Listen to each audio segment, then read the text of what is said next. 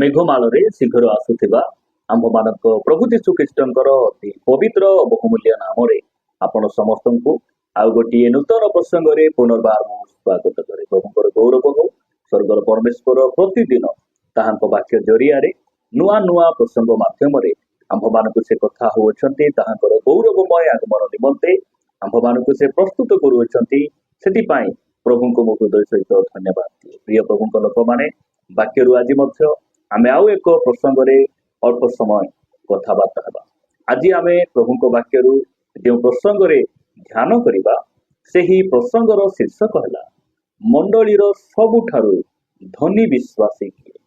ଆଜିର ପ୍ରସଙ୍ଗ ହେଲା ମଣ୍ଡଳୀର ସବୁଠାରୁ ଧନୀ ବିଶ୍ୱାସୀ କିଏ।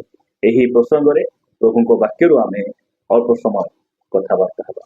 ପ୍ରିୟ ପ୍ରଭୁଙ୍କ ଲୋକମାନେ, ଏହି ପ୍ରସଙ୍ଗଟି ଶୁଣିଲା ପରେ ନିଶ୍ଚିତ ଭାବରେ ଆମେ ଏହା କହୁ ଯେ ମଣ୍ଡଳୀର ଧନୀ ବ୍ୟକ୍ତି ସିଏ ଅଟନ୍ତି ଯାହାର ମାସକୁ ଲକ୍ଷରୁ ଅଧିକ ଟଙ୍କା ଇନକମ୍, ଯାହାର ଗଭର୍ଣ୍ଣମେଣ୍ଟ ଚାକିରି ଅଛି, ଯାହାର ଗାଡ଼ି ଘୋଡ଼ା ଅଛି, ଯାହାର ଘର, ଯାହାର ମାସିକ ଇନକମ୍ ଭଲ ଅଛି, ସେହି ବ୍ୟକ୍ତି ଧନୀ ବ୍ୟକ୍ତି ଅଟନ୍ତି। ଏହା ଆମେ କହିଥାଉ। ପ୍ରିୟମାନେ, ନିଶ୍ଚିତ ଭାବରେ ସେମାନେ ଧନୀ ଅଟନ୍ତି। ତାଙ୍କ ପାଖରେ ବହୁତ ସମ୍ପତ୍ତି ଅଛି, ଟଙ୍କା ଅଛି, ଆଉ ଆମେ ସେମାନଙ୍କୁ ହିଁ ଧନୀ ବ୍ୟକ୍ତି ବୋଲି କହୁ। ମାତ୍ର ଏହି ପ୍ରସଙ୍ଗରେ, ଏହି ବିଷୟରେ ପରମେଶ୍ୱର ତାଙ୍କ ବାକ୍ୟରେ ଆମ୍ଭମାନଙ୍କୁ କଣ କହନ୍ତି, ଆଜି ବାକ୍ୟରୁ ଆମେ ଅଳ୍ପ ସମୟ ଧ୍ୟାନ କରିବା ପାଇଁ ଯିବା। ପ୍ରିୟମାନେ, ପରମେଶ୍ୱର ସବୁ ବିଷୟ ତାଙ୍କ ବାକ୍ୟରେ ସେମାନଙ୍କୁ ଲେଖି ଦେଇଛନ୍ତି। ଆମେ ତାହାକୁ ବୁଝିବା ପାଇଁ, ଜାଣିବା ପାଇଁ ଆମେ ପରମେଶ୍ୱରଙ୍କ ଠାରେ ପ୍ରାର୍ଥନା କରିବା ଆବଶ୍ୟକ ରହିଛି। ତାଙ୍କର ସାହାଯ୍ୟକୁ ଆମେ ମାଗିବା ଆବଶ୍ୟକ ରହିଛି। ଆସନ୍ତୁ ସିଧାସଳଖ ଆମେ ବାକ୍ୟରୁ ଗୋଟେ ପଦ ପଢି ଆମେ ଆଜିର ଏହି ପ୍ରସଙ୍ଗରେ ଆଗକୁ ବଢିବା। ମୋ ସହିତ ଆପଣ ମାନେ ଲୁକ ଲିଖିତ ସୁସମାଚାର 12 ଅଧ୍ୟାୟକୁ ଆସିବେ।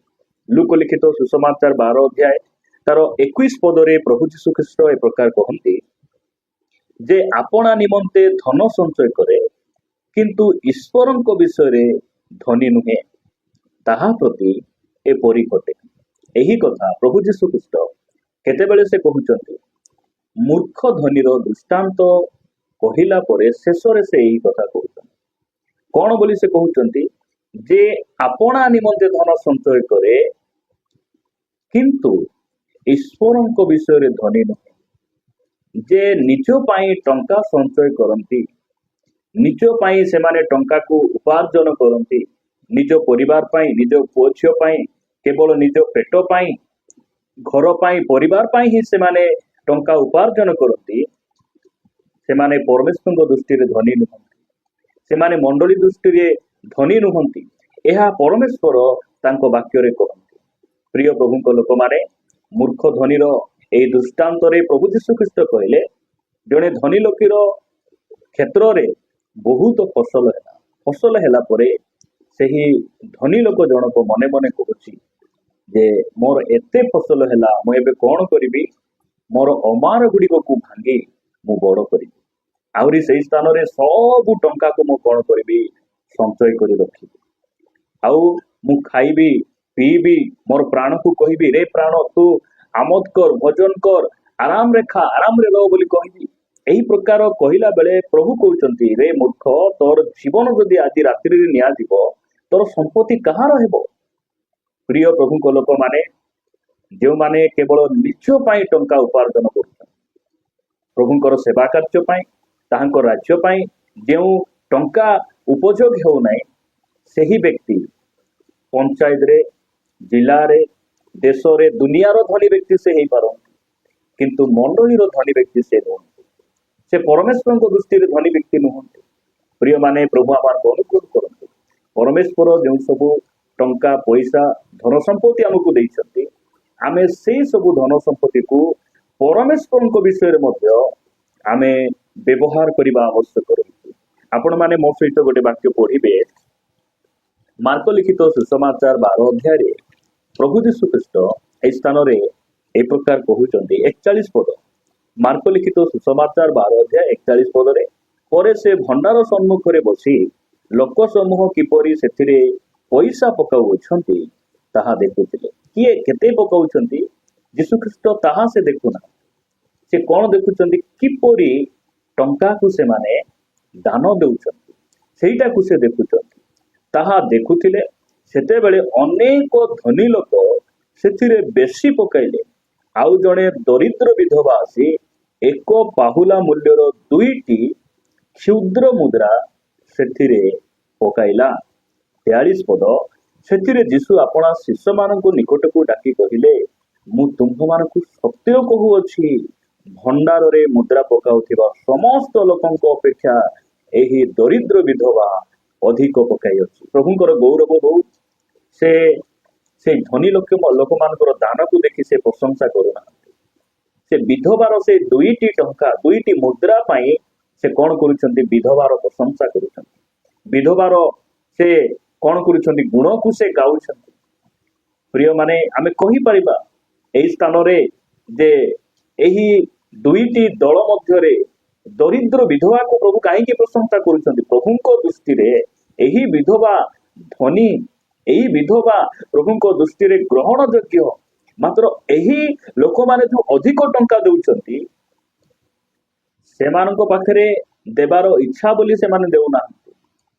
ଏଇଟା ନିଜକୁ ବଳି କଲା ପରେ ନିଜକୁ ସମର୍ପଣ ସହିତ ସେମାନେ ଦେଉନାହାନ୍ତି। ବଳକା ପଇସା ଗୁଡ଼ିକ ସେମାନେ ଆଣି ପକାଉଛନ୍ତି।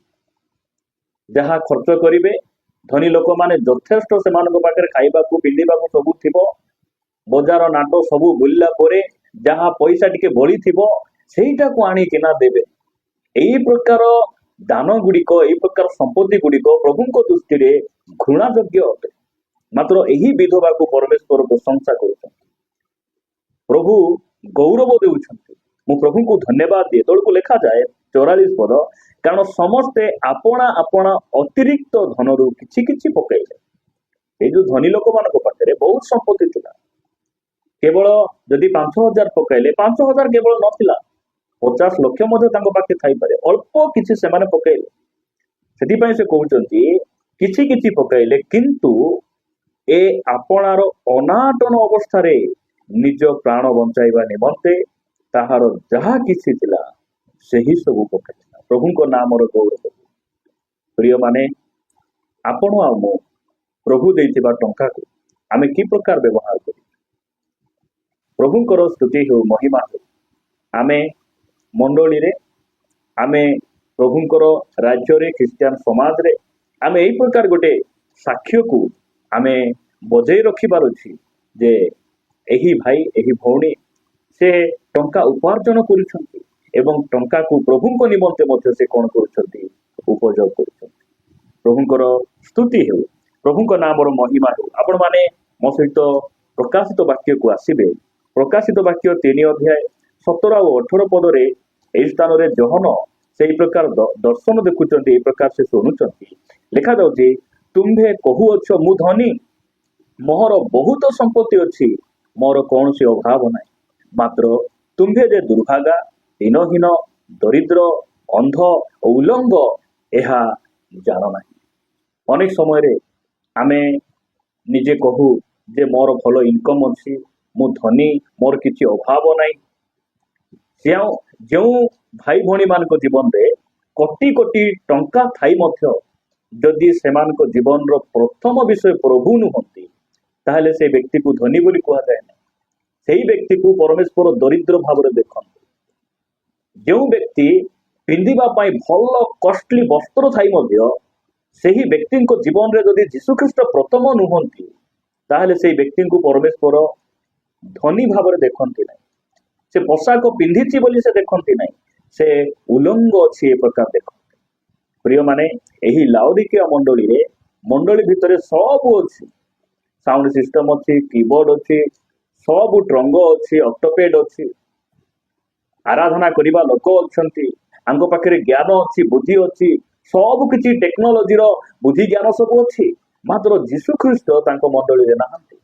ଯୀଶୁଖ୍ରୀଷ୍ଟ ମଣ୍ଡଳୀ ବାହାରେ ଅଛନ୍ତି ଆଉ କହୁଛନ୍ତି, କବାଟ ମାରି କହୁଛନ୍ତି, ତୁମେ ଆମର ସ୍ୱରକୁ ଶୁଣି ଯଦି ଦ୍ୱାର ଫିଟାଇ ଦେବ, ତାହେଲେ ଆମେ ତୁମ ନିକଟକୁ ଆସିବୁ।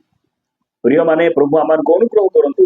18 ପଦରେ ଲେଖାଯାଏ, ଏଣୁ ଆମ୍ଭେ ତୁମକୁ ଏହି ପରାମର୍ଶ ଦେଉଅଛୁ, ଯଦି ଆଜି ଆମେ ଆମର ଟଙ୍କାକୁ ଭୁଲ ଭାବରେ ଆମେ ବ୍ୟବହାର କରୁଛୁ, ଆଜି ଆମ ପାଖରେ ସବୁ ଥିବା ସତ୍ତ୍ୱେ ମଧ୍ୟ ଆମେ ପ୍ରଭୁଙ୍କ ନିମନ୍ତେ आमर बुद्धि को हो ज्ञान को हो आमर टंका को हो जहाँ भी परमेश्वर आमको आशीर्वाद करछंती सेही सब विषय जदि आमे प्रभु को निमंते व्यवहार करूनो आज जाए ए वाक्य अनुसार आमे उणा पड़ीछु ताहले परमेश्वर हमको परामर्श दउछंती कोन बोली परामर्श दउछंती तुम्भे धनी हेबा निमंते अग्नि रे परिष्कृत सुवर्ण आउ तुम्भर उलंगतार लजा जेपरि प्रकाशित न हुए एथिपाई परिधान करिबा पाई शुक्ल वस्त्र पुणी दृष्टि पाइबा निमंते चक्षुरे लेपन करिबा पाई अंजन आम निकट रखिब प्रभुंकर गौरव प्रिय माने आज आमे आंठुरे आसीबार अछि आमे उपवास रे आसीबार अछि एवं आमर विश्वास को दृढ़ भाव रे आमे धरिबार अछि सुवर्ण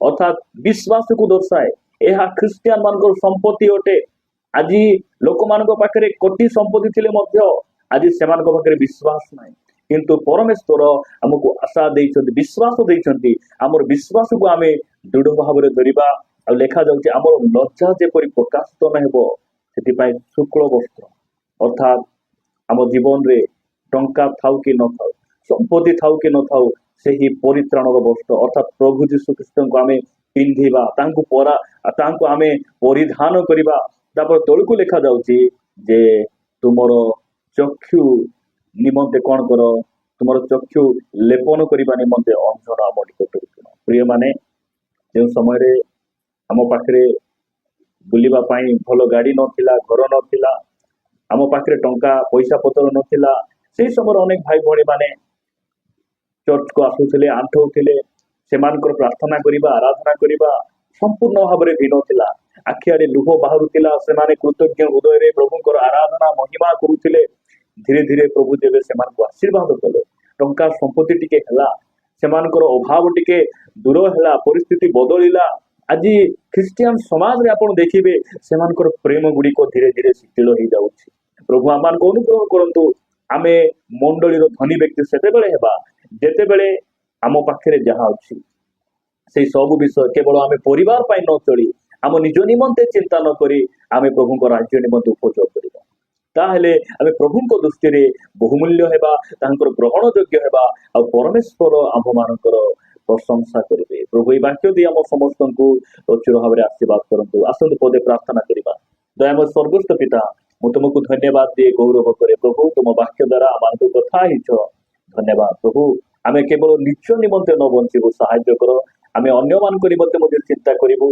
तुमरी सेवा कार्यर अंशीदार हेबू प्रभु तुम्हें आमको जहाँ देइछ तुमरी सेवा कार्य निमंते सब विषय आम उपयोग कर तुम्हें आम अनुग्रह कर प्रार्थना प्रिय प्रभु यीशु नाम मागुछि आमेन समस्त को प्रेज करो प्रभु समस्त को प्रचुर भाव में आशीर्वाद करो।